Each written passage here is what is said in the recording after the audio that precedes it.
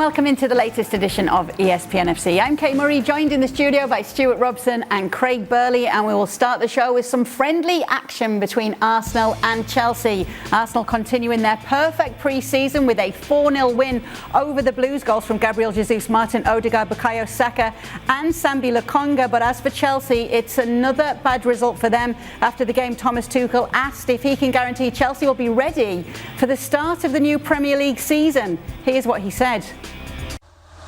I cannot guarantee. I saw today a team like from Arsenal who's, like I said, also mentally committed. I have the feeling to an idea how to play, committed to a level of exhaustion, of being exhausted, a level of physical commitment that I saw that we could not match, and also a level of mental commitment which we lack, because we have a lot of players who think about leaving and looking for their options, and we have players who left, and this is, I think, at the moment obvious. Let's welcome in Don Hutchison to talk more about what we just heard from Thomas Tuchel. I'd say it was not so subtle with what he said there afterwards, pointing out some of those players. Listen, I have a problem with this guy at the moment in charge of Chelsea. I mean, managers will look to make excuses. That's 10 years ago, 20, 30. There's always a way to try and get out. But I'm sorry, I know there's a couple of... There's not 10 players trying to leave. Timo Werner's name's been mentioned recently, Azpilicueta. I know he's lost some players. They've brought some in. They might bring some more in. But I got a problem with that attitude. When asked if they'll be ready for the start of this season, it's his job and his coaching staff and his sports scientists and all the people behind the scenes to have these players ready. It's his job to have them prepared and up for it. So I'm sorry, but the old saying goes, and I know it's pre-season, the buck stops with the manager. So I get it, if there's one or two with an attitude problem, he has to sort that out. But don't tell Chelsea fans that they might not be ready for the start of the season. Tell me whose job it is to get them ready. What, is it the kit man or the tea lady? It's his job. It's his job to get them ready. So he needs to start doing his job, otherwise he'll be under pressure. Do you agree with that, Don? Absolutely. Craig's hit the nail on the head. I mean, it's one of the worst comments I think I've ever heard a manager in all my time in football, especially the 30 years the Premier League's been formed. I've never, ever heard a manager, Kay, turn around 2 weeks before the season starts and saying, I cannot guarantee Chelsea fans my team will be ready for match day one. It's unheard of. What that does, it gives the players then an excuse, unless there's an ulterior motive where, you know, the owners and Todd Bowley get wind of what he's saying and he's trying to get transfers double quick through the door. But still, that doesn't sit well with me. You know, if you're 2 weeks ago and you lose 4-0, results can happen in pre-season. I'll never really look at the result until you get really, really close, as I said, to match day one. Then you start playing a good side and your best side. Thomas Tuchel come out, and he said, well, it wasn't our strongest 11. I looked at the teams before I come on here tonight. Pretty strong side, by the way, and pretty decent subs that came off the bench. Koulibaly came on for about 20 minutes of the game. But to say you're not ready, or you might not be ready for the Premier League's opening game, it's an outrageous thing to say. His words were, we didn't physically commit to the game. And as Craig said, that's the sports scientist's job to make sure they're fit enough. We weren't mentally as fit as Arsenal. That's his job.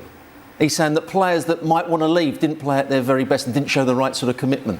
Well, then you need to get rid of those players quickly or not play them, you know, and teach them a lesson. You might be at the club when you don't want to be, but we're going to play players that do want to play. So he's got to make sure he sorts this side out and this club out fairly quickly. Otherwise, Chelsea could be in trouble, and he could be in trouble as well. Is it just a message to the players, or is he trying to point to the board as well, to the management? I just think he's trying to make an excuse for a poor result. I mean, he's trying to brush it out as if, problems again. No technical staff at the club, no sporting director. It's Todd Bowley and the ownership, and it's me, and we're not ready. But you know, the Koulibalys and the Raheem Sterlings of this world, who are the ones that are in so far. There's nobody else of. They're the ones that signed. There's nobody else yet of a real stature in the game. They have to be under his watch.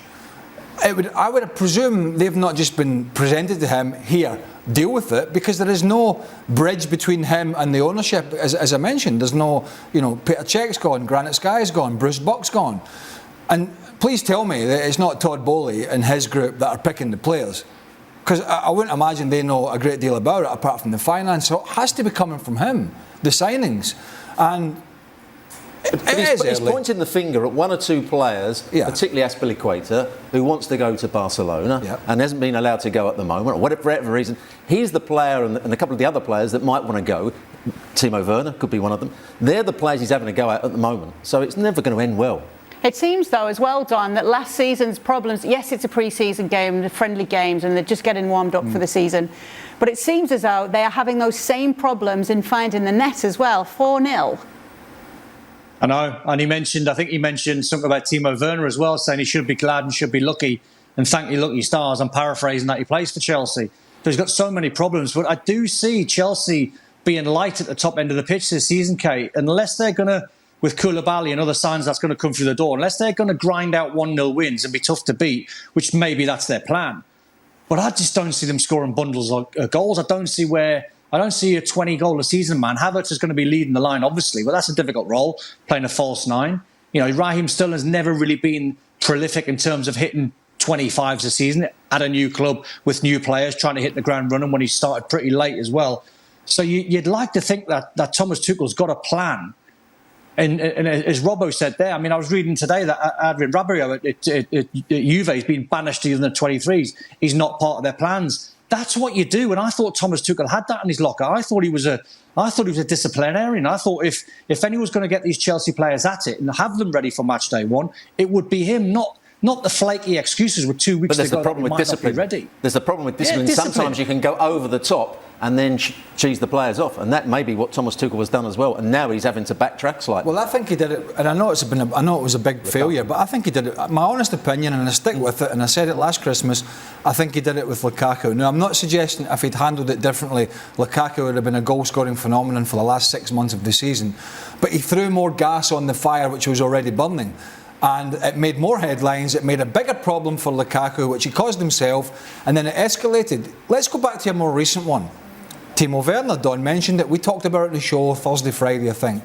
Werner's comments were innocuous, really, they were pretty soft. I mean, he was asked a question, he didn't go, Chelsea stinks, I hate it here. He said, well, World Cup's coming up, I just want to be happy, I want to play, I need to play, I know I need to play better, that's obvious, blah, blah, blah. It was hardly back page headlines. Tuchel gets asked about it and throws more gas on the fire by saying, well, he's lucky to be at Chelsea, he should be thankful he's got a contract. To Robbo's point, you're sitting as a player going, oh, is that right? Oh, I'm just lucky to be here, am I? You know, most managers would have said, I don't want players to be happy on the bench. Yeah. He's saying he's only happy when he's playing and he's scoring goals, when he needs to play more and he needs to score more goals. And I can understand why he's not happy. But again, he's throwing more fuel on the fire.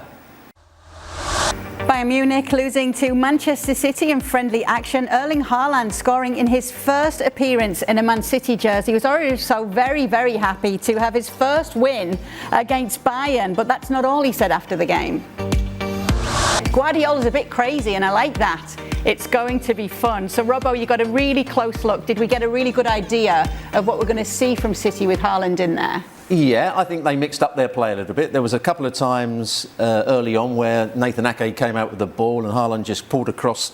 They were playing with 3 at the back, Bayern Munich. He pulled in between the players and the ball was played over the top and you saw his pace to get there. There was once when somebody flicked on a goal kick and he got in behind Upamecano and didn't make the most of it. Upamecano got back at him. But they also played their normal football. They linked up the play. They played through the midfield. They played it out wide. Haaland just gives them that something in behind as well. But he's a good player with his back to goal. I like that comment as well from him afterwards. Craig said he's a bit crazy, but I like that. I mean, we're seeing the difference here from a player who's actually having a lot of respect for their manager as well already. Well, I think I would take crazy as meaning good crazy, crazy good, intense, and driven, enthusiastic, intense, and demandingly crazy about standards. And I keep going back to it. But we saw it from Jack Grealish last year going in there, and I think it was a big eye-opener for him, the standards of the other players set on a daily basis, not just on a weekend. And I think for Erling Haaland going from Dortmund, which, let's be honest, are effectively a feeder club and a selling club these days, or have been for a while with a lot of the younger players, and going into a club that are just trying to buy and build and bring in the best in the world. and fight for the possession. So yeah, I mean, it's going to make him hopefully a better player, and that's a big problem, I think, for the rest. What can you tell us about Bayern? How did they look in this game? I thought they were poor. They played with three at the back. I said they played with Koeman on the right-hand side, Alphonso Davies on the left-hand side. Kimmich was way off the pace. De Bruyne completely outplayed him. But you're asking really about what happened in the front areas without Lewandowski. It started off with Gnabry up front, with Muller slightly to the right of him and Sane to the left. And Sane's a player that's a shadow of the player that was at Man City. He didn't play well last year in Bundesliga, so he needs to sort himself out fairly quickly. There was no real link-up play between them. They, and then he had 3 shots as opposed to Man City's 22, and the possession was around about level. So they just didn't create enough. They looked, I thought, a very poor side. And just looking on the side at Nagelsmann, he was getting frustrated, he was getting angry, he didn't quite know how to change things. It was a strange performance. Well, clearly Thomas Müller hadn't recovered from that. It was a great interview, that, Bravo. It's like a proper chat down the pub. Well, that's how it's meant to be, isn't it? It was lovely. But he was all smelly and chirpy in that interview with Robbo, but I wouldn't imagine... I'm not with him, I can say he was actually really poor in the game. Yeah. I mean, it is pre-season, but I think that's the one thing Man City do to a lot of teams, a lot of really good teams, and we would imagine when Bayern get up to speed, they will... I don't think they're as strong as they were a couple of years ago, but they'll still be and should be a good side. But Man City can make pretty good sides look average, and I think that was the case yesterday. The trouble is for Bayern, being around Bayern for a couple of days, they expect their manager to win everything this season. He expects to win everything this season.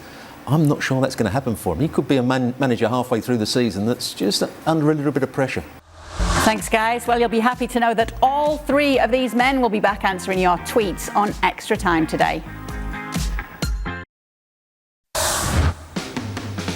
Pre-season Clasico, Barcelona beating Real Madrid 1-0 in Las Vegas. The only goal of the game was a great one too from Rafinha. Don Hutchison watched this game, and you have to say it was a brilliant performance from Rafinha, wasn't it, Don? To be honest, Kate, it was a brilliant performance all round from both sets of players. The atmosphere in the stadium was brilliant. The standard was good. The tempo was good. Rafinha with his goal was outrageous. I mean, the technique he showed when he got it on his left foot and whipped it into the top corner. He looked really sharp. Dembele, you're right. He come on for about half an hour. He looked sharp as well. But I thought the whole standard of play in general, normally when you get a game, a sort of pre-season game, you might think, well, it might be a little bit pedestrian, it might be a little bit slow. Lewandowski got 45 minutes in the bank. Then at half-time, he sort of done shuttle runs, if you like. He'd done about 20 of them, so we sort of knew he wasn't going to come out for the second half. But I've got to say, all round, all the players that took part made it a very entertaining game.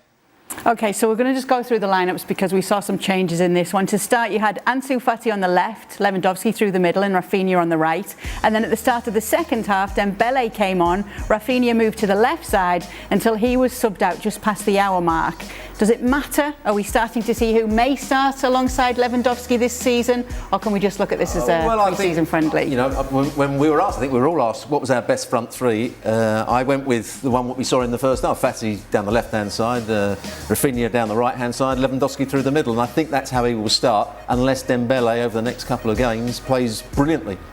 And I suppose this is the chance for him to be showing that to his boss if we're seeing another electric performance from Dembele, and it's a boss that wanted to keep hold of him as well. Well, I think when somebody comes in who's a very similar player to you, then even though you're signing a new contract, you're taking a wage cut. But if that's not a kick up the backside, and Dembele, you know, put himself out there this year on a free transfer and basically said, I'm available. Yep. And while there may have been some suitors, there was no suitors at the price and the salary he wanted. That must have been a bit of a blow to him. So he had to sort of go back and go, I'll take that wage cut. And so they've come to an agreement. But I think it's Lewandowski. I don't disagree with lineups, but I do think during the season it will be Lewandowski and whoever's playing well. Yeah. And whoever's fit. Now, Ansu Fati has had a problematic time in the last 12 months with a nasty hamstring injury, which is always very worrying for a younger player. He seems to have come through that. And let's hope he can get a continuation and a run of games. And then when you see Rafinha coming off that right-hand side on the left foot and scoring a goal like that, managers just absolutely love. And we haven't talked about Ferran Torres as well. There's another player that can come into the side. I know you don't fancy him. No, I don't not fancy him. I just think with the arrival of Rafinha and with Dembele staying and with Ansu Fati fit again, And Ferran Torres, as we know, can play through the middle. He has done for Spain. But there's Aubameyang and there's Lewandowski. I just think this move back to Spain, albeit back to his homeland, is going to be as much of a problem in terms of game time as it was at Man City. It doesn't help when you have your president in private functions, nonetheless, saying things that you'd been sold a dud practically as well. Remember, we were talking about that last week with Ferran Torres. When you're all, I think he was actually either physically crying or doing something like that when he was missing chances last year. I mean, didn't you cry when you missed a couple of chances? Can you ever imagine him crying? That doesn't bode well for pressure. Have you ever cried? When I knew you were on the show today, yeah, and I had a bloody good sob the tears about of steel. 11 o'clock this morning. And here we are. Anyway, what was interesting was Rudiger starting at left back, because many had thought that since Real Madrid signed him, Alaba would go back to left back. But after the game, Carlo Ancelotti made it very clear that Alaba and Militao are his first choice centre-back pairing. He actually said Alaba as a left back only when necessary. I do not want to change the pair from last year. Are you surprised at this, Robbo? To a certain degree, but I've seen Ancelotti's sides play for quite a while. Particularly at Napoli, he came up with this thing that it's a 3.5-man defence. So the right back, in Napoli's case, it was the left back that would break forward, and the right back was more of a centre half who tucked in.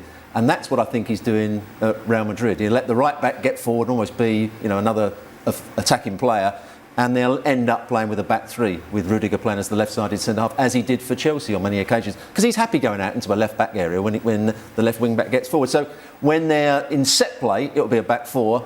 In general play, the right-back will go forward, and I think he would just tuck across. And I think he'll get forward if he has to, but he's not the most comfortable in possession. He's not going to run down like a natural full-back and whip a ball in. But I think what they have here in the back of last season in particular is they have somebody down the left-hand side in Vinicius Junior who can be left alone. So, listen, don't worry about going overlapping him all the time. Just give him a bit of space, stick the ball to him, and let him go and do his magic. So that side is kind of taken care of as long as Vinicius Junior, brings the form of last season to this season. Rudiger doesn't have to attack as much as if they were struggling on that left-hand side. So if that's not too much of a concern, one thing that might be for Madridistas is Eden Hazard. After the loss, Thibaut Courtois said, "We've won a league and Champions League with this team and we have faith, but if Karim is not there, then we are lacking a bit in front of goal or in the creation of danger. It is the first match. There's no reason to come to any conclusions." We'll get to the fact that you could see that Benzema was missing in this one, John, but Eden Hazard did not put in the best of performances, did he?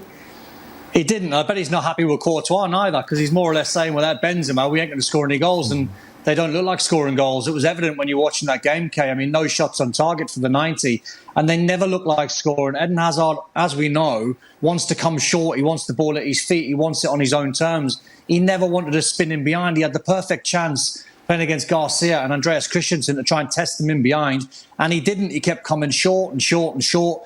And the lads will tell you, when you've got someone that wants to come short and is not blessed with great pace, you can actually go really tight and get him on the halfway line, because he hasn't got the pace to get in behind. So then you can squeeze up and condense the play. So you're only playing in one half of the pitch. It makes your job as a midfield player in front of you an awful lot easier. So they just looked like, if they had Benzema in the side tonight, Mariano came on for about 15, 20 minutes. They got a ball down the left-hand side. They whipped a fantastic ball in. He got a header. Just missed it off target. You're thinking, if that's Benzema, that's a goal, that's 1-1, and that's exactly what they're missing. You could say they're lacking a bit in front of goal, like Courtois said, but they lack a lot more when they don't have Benzema on the pitch. Benzema's the player that gets them up the pitch, because quite a lot of last season they played on the counter-attack, particularly in the Champions League, where they allowed the opposition plenty of ball, but when they won it back, Benzema didn't go and make runs in behind. He came short and found little pockets of space. And then he linked up with the left-sided player, and he linked up with the right-sided player, whether it be Rodrigo, Vinny Jr. down the left-hand side. And that's how they got up the pitch. Without Benzema, I'm not sure how they get up the pitch. That's a big problem for them. And he worked back and he nicked the ball off midfielders, and then they won it back, and then he spun in behind. Some of the games I was watching him, he was pulling himself out to the wide areas when they were in possession, and centre-halves were they were overloading. He's just a very clever player. But to go back to Eden Hazard, I know Robbo and I were talking about this, I think it was Friday, and I think we're on the same page. He's had 3 years off, basically. He's basically had 3 years off. And all of a sudden, I know Ancelotti talked about it in a very positive term, but I think that's him just playing this man manager, try and find a reason to be positive. You can't just say, I'm coming back £10 lighter, this is it, I'm back fit, after having 3 years pretty much in the wilderness. He's lost his confidence. There's no doubt about it. He's lost his confidence, so he doesn't want to go past people at the moment because he's frightened of losing the ball. Even when we saw the clips, when he had the interview, we saw clips of him training. There was a couple of times he tried to go past his man in the training section and the defender just sort of got a grip, so he had to go back and pass it back to the fullback. So it's his lack of that pace over 5 yards, which he had in abundance when he was playing at Chelsea. He's lost that and he's lost his confidence. He's not, let's be honest, he's not cared too much about how he's played. No, I don't care what they tell you or what he tells you. You don't come back when you've made such a big move in that fitness state if you've got real desire. You don't, right? Ronaldo didn't, Messi didn't, Lewandowski didn't. The top players, Karim Benzema, there's others. You just don't. The ship has sailed with Eden Hazard. Now, we have La Liga on this network and we may watch this season and he may have moments. There might be moments he does something a bit like the old days, but he won't do it consistently. I don't think he'll do it consistently ever again at the standard he was doing it, for the reasons that I've mentioned. And that's a shame because we all watched him at Chelsea almost carry this team for 4 or 5 years or whatever it was, as Robbo said. Going past people, being kicked and picking them. He was probably one of the most kicked people, but he'd pick himself up, he was bruised, he'd get on with it, there would be end product. But in my own opinion, he got this big move and he was happy with the move. But when you go to Real Madrid, you want to be happy with the move, but go on and have that desire to be an even better player. He's never done that. Yeah, well, we've been talking often about whether Frenkie de Jong will be staying in La Liga next season. He might be changing positions if he does. He played at centre-back alongside Piqué, and after the game, Xavi said, "I'm not here to send messages. I already spoke with Frenkie. I value him very much. He's a key player, but then there's the economic situation and financial fair play. He can give us a lot, also as a centre-back." This is interesting, Craig. He has played in this position at Ajax, but is this Xavi sending a message to him also that you're not going to get to do what you want to do if you stick around here, or is he seeing where he can use him if he is sticking around? There's only so many messages one man can take. He says he's not sending a message, by the way. Like a message from that, a message from the journals, a message from the media, a message from Laporte, a message from... Look, I think in the big games, no. I mean, he's a clever player, and he can play out from the back, and he said that in his quotes. He said, "Look, I prefer to be getting the ball, not as a centre half, but as a deeper midfielder, starting moves off and then going and joining in." Well, that's Sergio Busquets, but he can go back there and pass it. But stepping up and stepping back and playing offside. The only thing I would say, Xavi was part of the Barcelona side that had Mascherano as a centre half. This has been mentioned. There was also at Bayern Munich when Kimmich played as a centre half under Guardiola. I know, and Xavi must have had chats with Guardiola and have similar ideas. Frenkie de Jong could probably play as a centre if Barcelona were totally dominant. So everything was in front of him. He could come out with the ball. He could be the playmaker. And as Craig said, in the very big games against the best teams, maybe in Europe, that's when he might have a problem. But the one thing I would say, Robbo, is Mascherano was effectively a tigerish defensive midfielder who had a little nasty streak, or a big nasty streak, and could tackle and had that defensive mindset within his game. I think De Jong has the skill set to pass it. I'll ask you the question, and particularly Don Hutchinson the question. Oh. Is he better than Eric Garcia as a centre half? That's Don. Now you're talking, because he is better than Eric Garcia. I don't see it in him, Robbo. I don't see it in Eric Garcia. I just don't see what he brings to the Barcelona side. He hasn't got a turn of pace, not particularly good in the air. You want to play against him because he's got a mistake in him. But at the same time, I think Xavi's clutching if he thinks he's going to play Frenkie de Jong as a centre-back. If you're a manager and you're a team doing your analysis against Barcelona and you're getting your midfield runners and you're getting your centre-forwards and your wide men, you're going to target him for fun. Because when he was flying at Ajax, he wasn't a holding midfield player. He was quite high up the pitch. He had licence to get forward. Brilliant player when he's got his eye and he's looking forward and he can play with a little bit of freedom, if you like. Going back to play centre-half, which I've done, by the way. I don't know if Craig's done that. I've done that as a holding midfield player or a number 10 when I was at Liverpool and Graham Souness. And it finished your career, didn't it? Well, no, yeah, well, absolutely, because when you've got time on the ball, we can all play. I mean, listen, Luka Modric can play, but you wouldn't play him centre-back. So I could play, but as soon as you come up against... I come up against Franz Carr at right-back once. Graham Souness thought I was a right-back. Played him up against Franz Carr.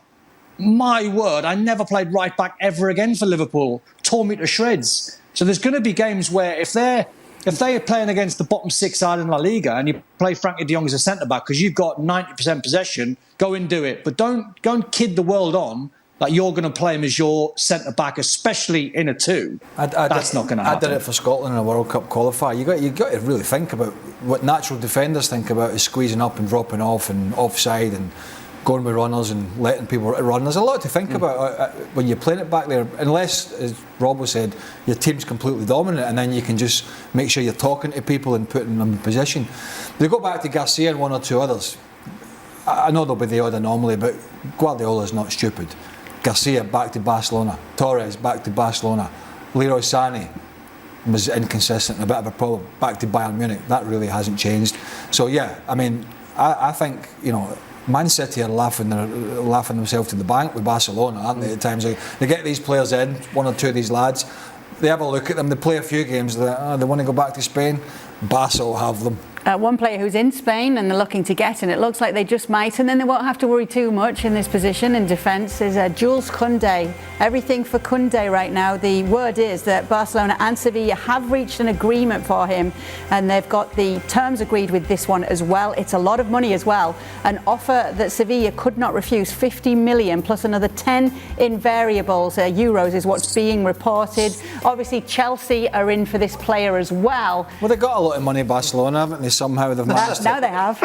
They sold a few more. How are they doing it? Well, they've got some teapots. They're having a tag sale outside next week, Don, as well. But selling these TV rights and stuff. But I don't know. But money aside, Kounde. Money aside. Money aside. He's a good player. We know he's a good player. And he's ideal if you want to play with a three centre backs at times. If you want a centre back that can go into a right back position, he does the sort of thing that Azpilicueta can do, and it was Azpilicueta wanted to go to Barcelona, so it looks as though that could scupper that. But I think Kounde's a good player. He's aggressive, although he's not particularly big. He's got good spring, and he can come out with the ball. A good all-round defender and player. Yeah, and he's a lot younger than Azpilicueta, and he'll get up and down. And the question is, Chelsea, Barcelona, Premier League, great league to play in, living in London against a great club. Obviously, had their issues, but then you listen to the pathetic comments from Thomas Tuchel in the last 24 hours, and then you think to yourself, that's don't want to go there and work with that at the moment. He's saying we're not even ready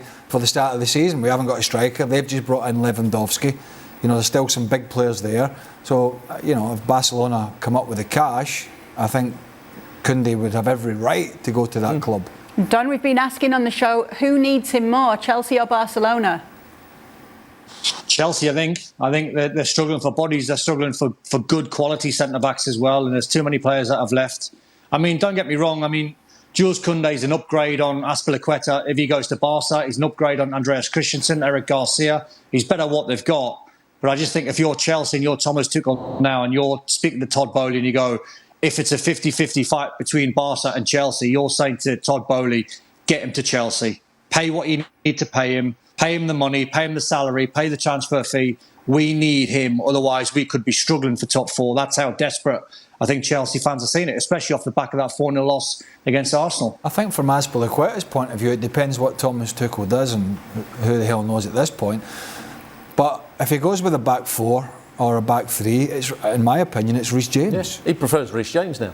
No, I know he's played as a right-sided centre-back, and that could be the case with the problems that Don mentioned there with Koulibaly, Thiago Silva and one other. But maybe if he goes to a back four and he's thinking about a change of system with no real natural striker, then it's going to be Reece James. So Azpilicueta's playing time is going to be diminishing. Maybe that's why. And maybe he's seen that unfolding and thinks, I really need to get this move to Barca because my game time here is expiring. You can keep up to date with the latest on Jules Kounde and many more players on our Transfer Talk segments of the website.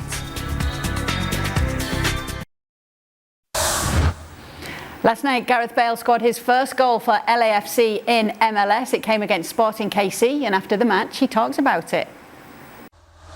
The transition's been just kind of a normal one, what I expected. It's going to take some time, but yeah, obviously it's the end of season I would be in pre-season now in Europe, so I'm getting my fitness back up quickly. The club's doing an amazing job to kind of progress me and not pushing me too quick. Everybody at the club has made me feel very welcome very quickly, and I feel very settled straight away. So, and I think any player will tell you is if they feel happy and settled, they'll start to play their best football. So, I hope that continues, and I'll keep working hard for the team like I always do.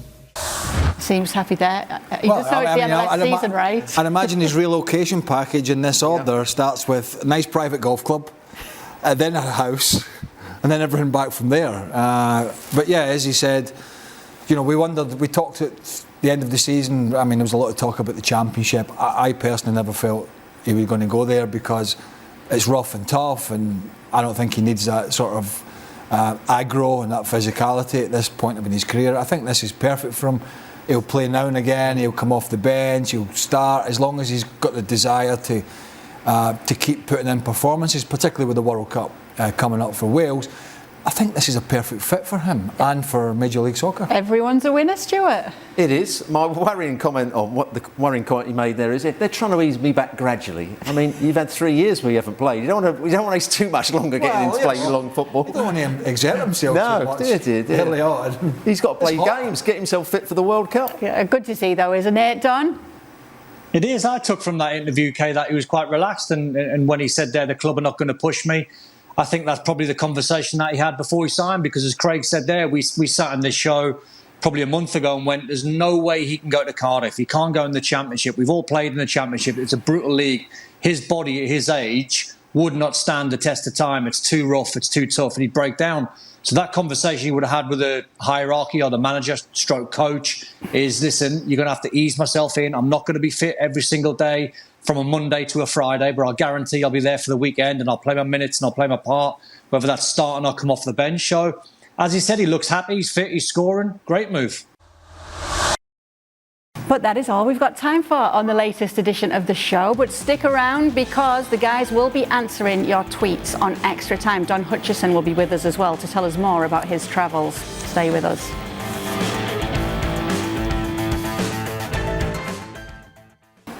Welcome into the latest edition of Extra Time. Kay Murray, Stuart Robson, Craig Burley, and we've got Don Hutchison with us as well. In fact, a couple of the guys have been on their travels this week.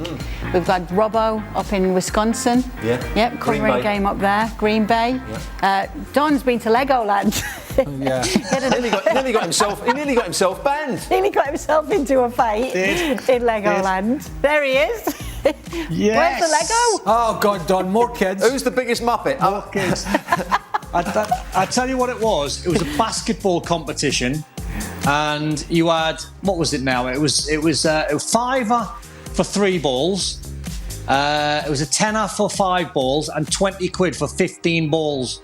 So I've gone 20 quid, and you've got to get 3 baskets, but they were like proper tight. I mean, like you looked at the hoop, and you looked at your ball, and you were like, yeah, like they've tightened this up. Like you've got to be spot on. But my technique, Kate, honestly.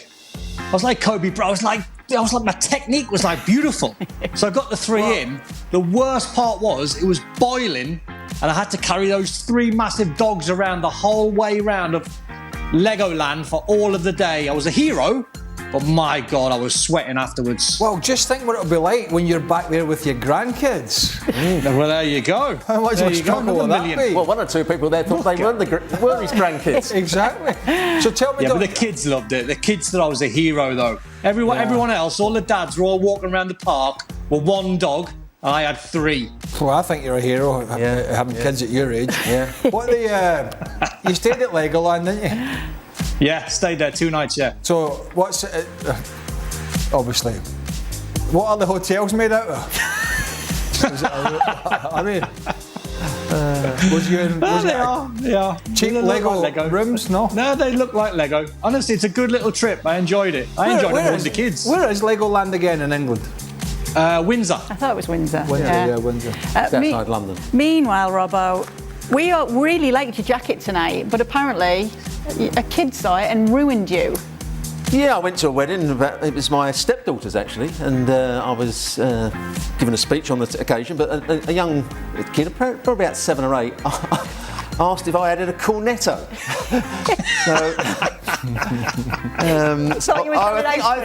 I think she was probably prompted by her mum and dad. Yes. I think, go and ask that bloke whether he's got a cornetto. See what he says. It sounds like it to me. I gave her a clip round the ear and told her to get lost. It's very nice. Yeah. It's a bright jacket. It's nice. It's nice. Everyone's colour coordinated, but at least he's dry, because you nearly got caught by the spring. So how's Did get caught by the Lambeau spring. Field? Lambeau Field was magnificent. 80,000 people inside it. It's a very historical ground. Do you know about it? I don't know about It's it. the Green Bay Packers ground. Oh, I know about the we know Green that, Bay yeah. Packers ground, right? And it's just a great historic ground. Right. And it's the first time any soccer... Listen, don't stop there. Give us a bit of history. Well, it's all about Vince Lombardi. give us some culture. That's what it's all about. Vince Lombardi. It's the Vince Lombardi Trophy. The Vince Lombardi trophy, yeah. Vince Lombardi bar, the Vince Lombardi restaurant. That's Bit all of it is. everything. Yeah, a bit of everything. Right, apparently, cornetto is not the name here. Ice cream. An ice cream, yeah. An ice cream. Ice cream. Yeah. Oh, they've not got the Just One Cornetto song. Give it to me. No. All right. Questions. All right, questions. We Stuart. don't have any answers, but ask the questions. Well, Stuart, who are you most upset with for Sprinklergate? I wasn't upset at all because I needed to be cooled down because it was very humid and very hot, so I didn't mind. I was wearing a cheap jacket, so it didn't really matter. You're as cool. I mean, all Lutz was worried about was his hair. Look, he keeps pointing the hair behind his ears. Yeah, he needs a band. Now, tell me something. Have you been on this show since you've been over? Look at John run out the way of it. That was pathetic effort from John. I just stood in there. It was hitting me in the back. Don't worry about it. What's wrong? What did you want John to do? Stay in the rain. Tough it out. Yeah, tough it out. Oh, look, the umbrella's coming out About now. time. Ah, you didn't wear a brolly. No, I didn't. We had the blokes behind us held the brolly up, and then we went on air and they took the brolly away. Have you been on the show with Stevie since you've been over? Yeah. And how was he after you aggressively accused him of a Liverpool bias? There's nobody argued when what he did. One of the questions that came on the extra time was that did we get on? And I've always said Steve and I have never got on. We didn't like each other when we played against each other. We don't like each other on the show, and it's never going to change. But he was muttering that night when you were in France and you shouted at him about your Liverpool bias. He wasn't happy. Wasn't he? No, not in a bad way. He wasn't. Truth hurts, huh? Yeah, truth hurts. Don, what percentages for Manchester United finishing in the top 4 this season? Wow. I mean, they ain't getting above Tottenham. Right, so that's... Yeah, go on then. I'm just trying to think. I mean, Chelsea? No, wait for us. No, what's the percentage, Don? Come on. I'm trying to get as close to 0 as possible. Because he ain't going to topple Man City. He ain't going to topple Liverpool. I don't think they'll topple Tottenham and Chelsea's. I'm going to have to go 0. Wait for this. Where was West Ham in it? Every year you say West Ham are going to be in the top 4. What about this year? And last year I was nearly right, wasn't I? Well, they ended up 7th. If they had got the January window while they were top 4th, they were 4th, Robbo, in January, and they didn't go out and strengthen. It doesn't matter where they finished at Christmas. It's what they finished at the end of the season. Because they didn't strengthen in January. They never prioritised the European Cup final, the Europa Cup final, instead of going out and getting a top striker in. That would have guaranteed them 4th. Now they've been correct. Are you accusing another of our pundits for bias here? Biased, absolutely. But every year, West Ham biased. So that's a 0%. So he's biased against Man United as well. 0. Outdone. Definitely. I mean, what you guys saying? It's got to be close to 0, no? The question was for you, Don. Yeah. Okay. We've got being asked on. Yeah. Answer your own questions. For everyone, 0. How many pre-season matches did you need to play before you judged yourself fit enough to start the season? Could you be ready for the season even if you didn't play one single pre-season match? Not a chance. Not a chance. No. And in my day, which was a bit older than these two, you used to play your best team in pre-season every match. So we'd play 5-6 games, and you thought, I might be ready for that first game of the season. And then it'd be 90 degrees heat on the opening day of the season, which nobody liked. I never got to my best until about 4 or 5 games into the season when the weather started to calm down a bit. So about 4 or 5 in pre-season, you're talking about 10 overall to be feeling. But then we used to have 6 weeks off. I used to keep myself fit, but you had 6 weeks without playing football. That's quite high maintenance, isn't it? It needs Robbo 10 games to get going. Yeah. To be at my very best, 9 out of 10. To be at my very best. I still got an 8 out of 10 in the other games. It was just 9 out of 10 after 10 matches. Isn't it, Don? What did you need, Don? Do you know what, Kay? I remember Peter Reid when I signed for Sunderland, and he put on this ridiculous run. It was like one of these runs that were just was this one day where he just beasted everyone. It was a horrible run, and everyone was flat at the backs. And he was brilliant, really. Like, he'd come over and he went, "You remind me of me, son." He went, "You just love playing football, didn't you?" And I was knackered, and I went up to him, like, still breathing, and I said, "I tell you what, Gaffer," I said, "I'll do you a deal." I went, "Whenever these running days are on," I went, "sack them off for me, but I will play every single 90 minutes of pre-season games. It doesn't matter if it's a League Two side or where we're going. I just love to play football. I got more out of playing football than just running, just getting beasted, just getting hammered. I'd never had the motivation for it." But to answer the question, I'd probably say 2 games, 90 minutes. 2 games. I remember a sea change at Chelsea, and there was a big sea change at Chelsea anyway from a playing staff. But from a training perspective, I can almost remember it. It was like one year we were run, and then the next year I think it was Hoddle or Hullet, and we didn't do any of that long running, and everything we did was with the ball. Every fitness exercise we did, we had 90% of the time we had a ball involved, because a lot of the philosophy was you're fit. That's how your fitness comes anyway, with the ball. Yeah, cool. So there was less slogging, old-fashioned running down beaches and running round parks, and more fitness work on the training ground with the ball. But I'm the same. I remember playing 6 pre-season games, and the first Premier League game started, and I was like, because the pace is different. Because nothing can actually... The pressure was different as well. Nothing can recreate what's actually happening. And it's the same as a player coming back from an injury, particularly a longer term, 2 to 3 months or longer, and he goes into the reserves and he plays 3 or 4 games or whatever it is, and he feels great. And then he goes in the first team and it's an eye-opener, because the whole pace, as well as the pressure, but the whole pace of how the elite, the top level football is played, you just can't replicate that. Okay. So it takes a good few games. It's not that easy. Unless you're Don. For Don, what has Everton got to do to finally have success? The owners Beat Minnesota. The owners have invested money and backed all the managers since Martinez, and yet they're worse off now. Well, I mean, they've not really backed Frank Lampard so far. I mean, Tarkowski's come in. They've lost Richarlison. They've had a bit of a sticky pre-season, as Craig said. They got battered out in America. I think they won, it was against Blackpool, 4-2 today. I think Dele Alli scored a couple. But I sent out a tweet, I think it was last night, is there any danger of Everton making some signings? Because, if they've lost Richarlison now and they were in the bottom 3 for the majority of last season, God knows where they're going to be, because they're not going to improve. You're not going to sell Richarlison, bring in a centre-back, and then climb, 6, 7, 8 places up the league. So major reinforcements. Otherwise, this is going to be a horrible season to watch. I'm dreading it, really, because they need signings, need quality signings. Yeah, but before they lost Richarlison last year, when they scraped up by the skin of their teeth, and it was more to do with how bad others were rather than what Everton did. They've got Tarkowski now from Burnley, but correct me if I'm wrong, he signed Donny van de Beek and he signed Dele Alli. I'm presuming it was him. Yeah. True, but I mean, they need more, Craig. I mean, if you sign them 2 players, Donny van de Beek was on loan. Yeah. He got injured. Dele Alli just couldn't get going, and this is a huge season for him. But you still need more quality, Craig. Oh no, I understand that, but even when he brought a couple of players in last year, they were no better off, were they? No. And he must have known when he took the job that this was the case, that he wasn't going to get, the squad wasn't quite good enough, and he wasn't going to get loads and loads of money to spend at Everton this pre-season. So he's got to do the best he can with them. What do you think about what your mate Frank said after the game, Don? What did he say, Kay, again? Remind me. He wasn't very happy, was he? He said, I've just called Don Hutchinson, but he's at Legoland and he hasn't got back to me. But I'll wait for his tweet to see what he thinks.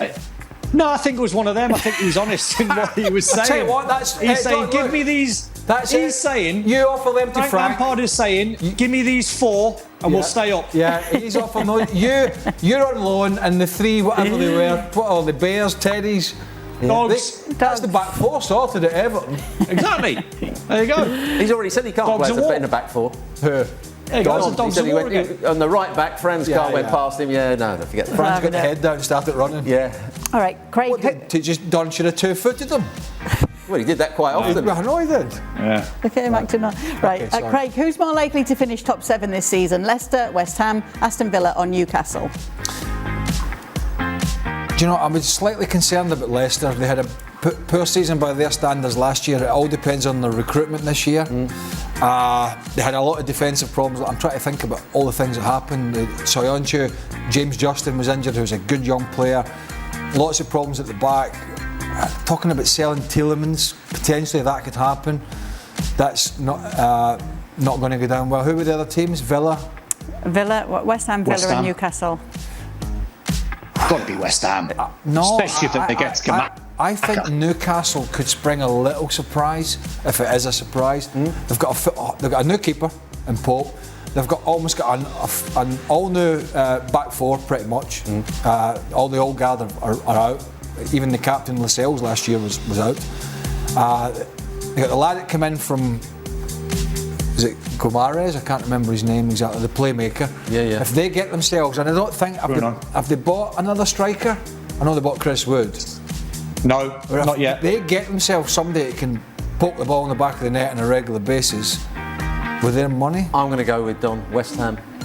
They're talking about Scamacca going there, who's scored 16 goals last year. He's 6'5". He can also run. He's a decent player. That's what they said about Sebastian Haller. They did, yes, but I think Scamacca would work slightly harder than Haller did at West Ham. West Ham, with Moyes there, they've got a settled side. They're going to add to it. They're going to get. I don't see Villa doing it, do you? No, not at all. All right, so you're sticking with Newcastle? Top 7? Yeah, I could see them. 2 West Ham, 1 Newcastle. There you go, you're outvoted. Craig, what profile of manager do you prefer? The hard-nosed totalitarian drill sergeant or the more inspirational motivator? Just an honest one, I don't care. You don't care? No, I just one that you can respect. I mean, how do you say that word? Totalitarian. I think it rarely works with players sometimes. I think it's a bit of come and go. I always just liked a manager that you knew where you stood. And there was very little politics, and if you weren't playing well, you knew you weren't playing well, and blah blah. And I had quite a few of them, like Jim Smith and a lot of others, and I've always preferred that. Yeah, obviously Bobby Gould for you. Yeah, I mean there were. Yeah, loves Bobby. All I wanted to do is play under managers that, as Craig said, were honest, that were good tactically, and gave you information rather than just shouting and screaming, because that never worked with me. And Bobby Gould was a clown, so I just couldn't work under him. What about you, Don? I was quite easy going, Kay. I was one of them where me and Craig both played with Craig Brown. Easy going. Yeah, Don Hutchinson. No, honestly, I was one of them where it was all about, not all about me, but it was like the pride. No, I think you were right first time. It's all about you. No. I had pride in my work. I wanted to play well, and it didn't matter if I had Graham Souness, who was honest and brilliant, or Peter Reid, honest and brilliant, or whether it was Glenn Roeder, who was really, really nice, calm, chilled. Me and Craig played under Craig Brown, another one. I think it's all on you. I think the modern day fan get caught up in this. Oh, which type of manager would you like? It's on you as a player. You adapt to the manager. If it's Graham Souness, well, don't be soft. Get on with your job. Be hardworking. Do the things that he wants you to. If it's Glenn Roeder, if it's Craig Brown, you got a different voice, different message. Deal with it. I remember Wim Jansen, late Wim Jansen, who died earlier this year or a few months ago, when I went to Celtic. And Jansen obviously played in the great Dutch teams with Cruyff and blah blah blah. And he was a very quiet guy. And so at one point I was scoring a lot of goals from the middle of the park, box to box. I was flying every game. And then I had a little lull. And he didn't say much. And I still trained away and blah blah. And then a couple of games went by and I was not playing as well. And maybe I just wasn't. I don't know. Couldn't put my finger on it. And he'd come up to me before one of the games, and it was like 10 minutes to kick off, 20 minutes or whatever, and he just went like that as he was going around the boys, as he did, having a little word, and he went, too many runs into the box, and he walked off just before the game.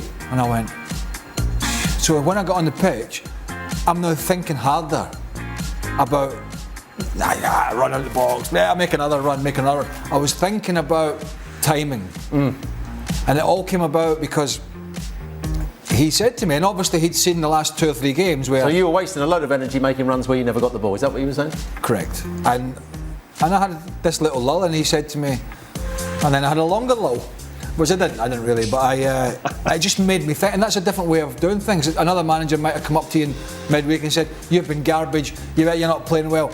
Well, that's fine, but give me a little bit of feedback. And his feedback was very subtle, and it just made me think when I'm on the pitch, right, I don't need to be doing that every time because it's predictable. Let's be less predictable. And as a player, I just think that makes you think, rather than, you're just rubbish to this. You've been garbage the last 3 weeks. As I've told you, the best bit of sort of motivation came when I'd been captain of Coventry, player of the year. Bobby Gould turned up and he said, you had too much influence on that team and too much influence on the club. I'm going to stop that. That was his opening line to me. Doesn't really inspire you, does it? No. No. It doesn't. Well, He wondered why I didn't like him. And I know Bobby because I played with his boy and that, and I've always got on well with Bob. But that's telling me that he's potentially... They didn't like Stuart. No. Well, he's not alone there, is he? Yeah, no, I mean... No, but he's afraid of a senior player. Yeah. Wary of a senior player. And I think we've all met a few of those, and they stick out like a sore thumb. When they come in and they're all the younger lads and blah, blah, blah, and it's like, I don't want anybody who's going to question my authority, almost. And I did challenge him. I challenged him on a regular basis. Just you get on with Bobby Gould, I get on with Bobby Gould. We all get on so well. It's a great Bobby's guy. a funny guy, isn't he? Yeah, Just I him, mean, isn't it? It's him. For everyone, if you had the chance to play in any league at any era, which would you choose and why, Don? Serie A in the 90s. Why? Without a doubt.